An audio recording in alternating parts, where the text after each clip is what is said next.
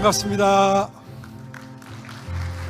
오늘 이 자리가 굉장히 뜻깊은 자리라고 생각을 합니다. 아침까지 대한민국 퀀텀 점프 전략 이렇게 제목을 썼다가 30분 전에 지방 거점 대한민국 개조도로 제목을 바꿨습니다. 사실은 제가 약자와의 동행을 굉장히 강조하는데 제 머릿속에는 국정을 보는 틀이 4개의 동행으로 이루어져 있습니다. 첫째는 약자와의 동행, 두 번째는 중앙지방의 동행, 세 번째는 미래세대와의 동행, 네 번째는 자유진영과의 동행, 이렇게 4개로 분류해서 말씀드릴 수가 있는데 마침 이 첫 번째 주제가 이렇게 정리를 해도 될 것 같아서 제목을 중앙지방의 동행으로 한번 만들어 봤고요. 이렇게 하면 3만 달러 언저리에서 헤맨 지 벌써 10년 가까이 되는 대한민국을 적어도 10년이 지나면 10만 달러까지 끌어올리는 게 가능하지 않을까라고 하는 감을 잡았습니다. 제가 시장이 돼서 출장을 갔었던 나라, 도시들이 몇 개 있습니다. 특징은 인구가 많지 않다는 겁니다. 전부 다 500만, 600만 언저리죠. 두바이는 그보다 작고요.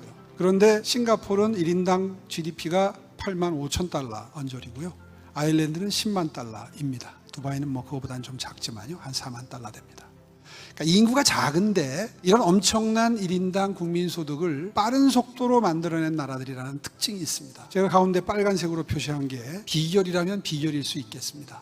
공통되는 비결이죠. 아일랜드를 예를 들면 보통 한 20에서 25% 정도 되는 법인세, OECD 선진국 클럽의 평균이 그 정도 되는데 여기는 딱 반으로 잘라서 12.5%입니다. 외국에서 들어왔거나 자국 기업이라도 50인, 500인 이렇게 기준을 설정을 해서 그 이상 고용을 하면 이렇게 파격적으로 법인세를 깎아줍니다. 첨단 기술을 가지고 들어오는 빅테크 기업의 경우에는 그것도 절반으로 잘라서 6.75%더라고요. 이렇게 해서 초단기간 내에 이렇게 급성장을 할 수 있었던 거죠. 제가 싱가포르를 자꾸 강조하는데 사실은 이 싱가포르처럼만 글쎄요, 대한민국을 4개로 권역구로 나누면 부산, 울산, 경남, 대구, 경북이 될 텐데요. 이 정도 사이즈라면 마음만 먹으면 한 10년 내에 싱가포르의 경제력을 넘어설 수 있는 전략을 얼마든지 구사할 수 있다. 그런 말씀을 드리고 싶은 거고요. 아까 박형준 시장님도 미국의 개별 주들의 발전 전략에 대해서 잠깐 언급을 하셨습니다만은 이렇게 각 주들이 각자의 발전 전략을 마음 놓고 재량껏 펼 수 있을 때 저런 경쟁력이 만들어지더라. 러스트벨트의 대표적인 도시 몇 개를 발전 전략을 한번 분석을 해봤습니다. 최첨단 과학기술이 동원된 첨단 산업들이 주종을 이루고 있고요. 그 발전의 바탕을 이루는 전략에는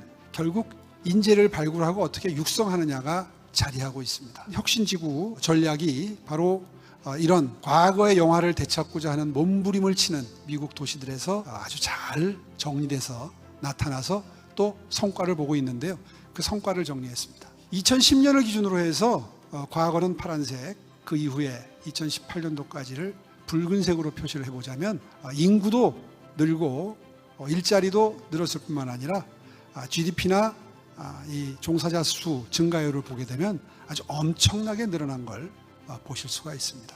같은 폐광지역이라도 어떻게 어프로치를 하느냐에 따라서 대한민국은 탄광지역에 카지노를 만드는 것으로 그 지역 발전에 어떤 계기를 마련해 줬다면 네덜란드의 한 주는 저런 식으로 첨단 산업으로 완전히 탈바꿈 시켜 놓았습니다. 어떻게 해야 지방이 획기적으로 달라질 수 있는가? 그냥 달라지는 게 아니라 완전히 퀀텀 점프를 할 수 있도록 바꿀 수 있는가? 인구는 500만이면 충분하고도 남습니다. 그래서 지방 거점 퀀텀 점프 전략이 대한민국에 몇 개의 초광역 지방자치단체가 탄생하게 되면 아마도 그 바탕이 마련이 될 것이고 거기에 어떻게가 중요하죠. 어떻게 이제 발전을 시킬 것인가. 표 한 장으로 정리를 하면 저는 이렇게 정리를 하겠습니다. 완전히 행정 거버넌스 체계를 바꿔야 합니다. 요체는 중앙에서 지방으로 모든 인적 자원, 훈련받은 엘리트 공무원들까지 다 하방시켜서 나눠줘야 됩니다. 아마 가장 먼저 떠오르는 건 예산일 겁니다. 예산도 역시 완전히 패러다임을 바꿔야 됩니다. 한때 지방자치를 2할 자치라고 그랬습니다. 중앙에서 한 8, 지방에서 한 2, 20% 정도를 가지고 발전하라고 하면 전략이 나올 수가 없죠. 적어도 5대 5로는 분배를 해줘야 되겠다. 그리고 특화된 경제발전 전략을 각자 구사할 수 있도록 할 수 있도록 반드시 환경을 만들어 줘야 되겠다. 이 3박자가 맞아떨어지게 되면 아마 아까 보신 싱가포르 같은 또 아일랜드 같은 혹은 미국에 쇠락했다가 다시 1호선 도시들 같은 그런 발전이 가능하게 되지 않겠는가 하는 꿈을 꿀 수 있게 되는 겁니다. 똑같은 사안이 터졌을 때 급박하게 대응을 한다거나 발전 전략을 구사함에 있어서 서울시가 중앙정부를 압도할 때가 있습니다. 저는 이건 거버넌스 체제의 승리라고 생각합니다. 무슨 얘기냐?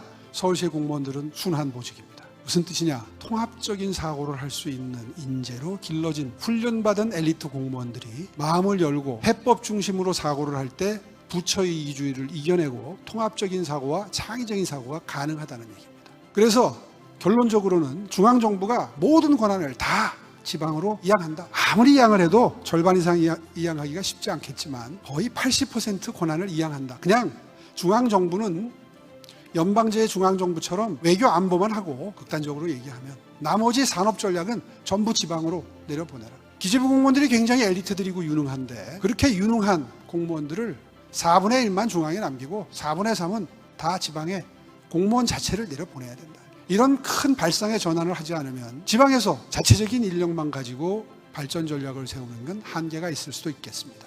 이렇게 해서 행정 거버넌스 체제를 바꾸고 뛸 수 있는 미천을 마련해주고 거기에 컨텐츠를 자기들 재량껏 특화된 전략을 세울 수 있도록 해준다면 아마 4개의 싱가포르, 4개의 강소국이 불가능하지만은 않을 것이다. 다만 디테일에 있어서는 시행착오가 있고 처음에 이제 많은 해결해야 될 과제들이 등장하게 됩니다.